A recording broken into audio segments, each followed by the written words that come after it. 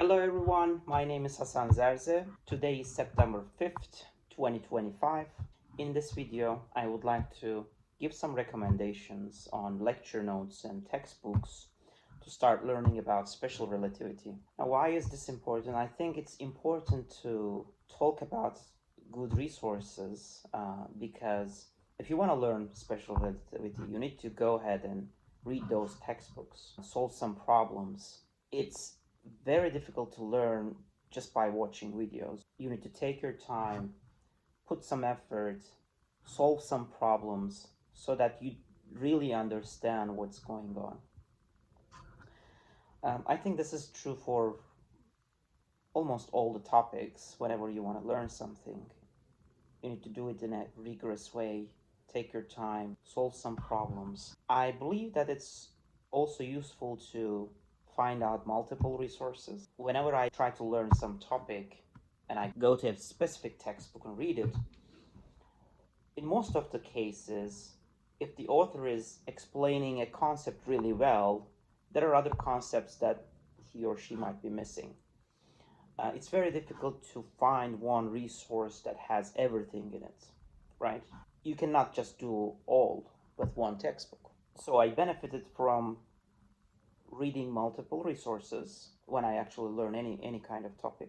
For relativity, I mean, it's more important, I think, because there are a lot of things that might go wrong. There are a lot of things that you may actually not understand. It's possible. This is, one of the conceptually difficult topic to understand. And one of the reasons is because there is a lot of paradoxes going on. And to be able to understand relativity, you need to understand how to avoid those paradoxes, how to make it reasonable, right? Okay, so far so good.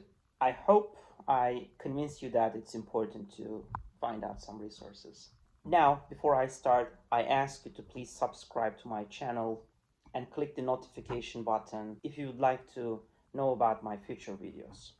So let's start.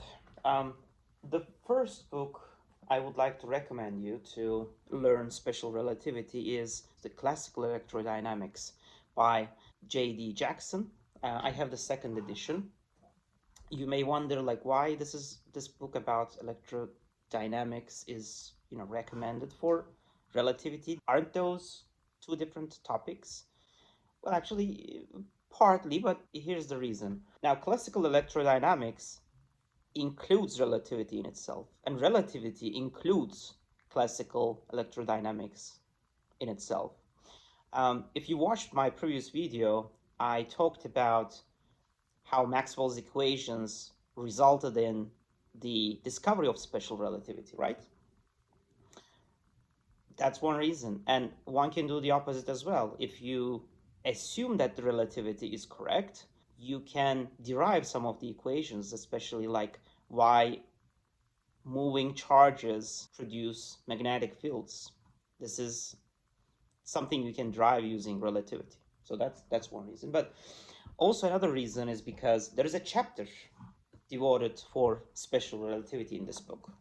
And this is the chapter, I think it's chapter 11. Yeah, this is the chapter 11. Special theory of relativity. I think the author does a really good job in most of the chapters, but also in this one, starting from very basics, like on the second page, you'll see it talks about the situation before 1900, and it's very important, and I think you should read this part too. And then it starts to talk about postulate of relativity that I had informally discussed in my previous video, and the postulate of the constancy of the speed of light, which are two essential ingredients of special relativity. And another thing I like about this book is it talks about experiments, and it relates what is in the theory to what was observed experimentally. So it's not only for this chapter, but for other chapters as well. The author does a really good job in explaining the consistency between the experiments and the theory. So it has a chapter on some recent experiments. Um, one is the ether drift, talking about the Michelson-Morley experiment, showing that ethers don't exist. And the second one is the speed of light from a moving source, which was also an important finding. So this is a good textbook, and it builds up the topic incrementally, very nicely. I think this is I recommend you to read this textbook. Another thing good about this textbook is it has a lot of problems at the end of each chapter. So I recommend you to try to go ahead and solve those problems at the chapter end. It has 23 problems, so it's a lot. But what do you need to understand? There's some mathematics involved, especially linear algebra. Like, you need to be comfortable with working with vectors and matrices, because there's a lot of discussion of Lorentz transformation for vectors and so on. So you need to understand those before you, I think, start this textbook. By the way, it's also a good textbook for learning about classical electrodynamics. So maybe that should be the topic of another video. The second book I recommend is not much to learn about it, but much about practicing the subject. If you want to solve more problems, this is the book that I recommend. Problem book in Relativity and Gravitation, and the authors are Lightman, Price, and Tokolsky. Okay, this is a very well written problem book. It has the answers in it, so unlike the classical electrodynamics, you're by yourself alone, and you're not checking your answers there.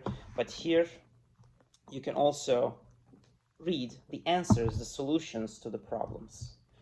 There are a lot of problems. The first chapter starts with the basic special relativistic kinematics, and then chapter 2 is the special relativistic dynamics. So in the first one, the kinematics, there is a lot of talk about four vectors, four momentum, Lorentz transformation, and so on. In chapter 2, the special relativistic dynamics, it's more about questions on energy and momentum. One thing I like about this book, it's not only like a list of problems, it also has a couple of paragraphs to refresh the topic. It gives you the notation and so on, so it does a good job in that. Hello, now I'm walking to pick up my daughter. I would like to tell you, textbooks are not the only resource that you can use. If you do not want to invest on textbooks, another option is to find some good lecture notes. The one I recommend for special relativity is the one written by David Tong. So please check out David Tong's lecture notes on special relativity. I think you're gonna like them. I think those are one of the very first lecture notes that I had followed, and I really enjoyed reading them. He has a fun way of teaching, so I recommend you go over them. And hopefully I'm gonna put the link down in the description. I think that's all I would like to talk about today. Thank you for watching me. Please don't forget to subscribe to my channel. See you in my next video. Bye.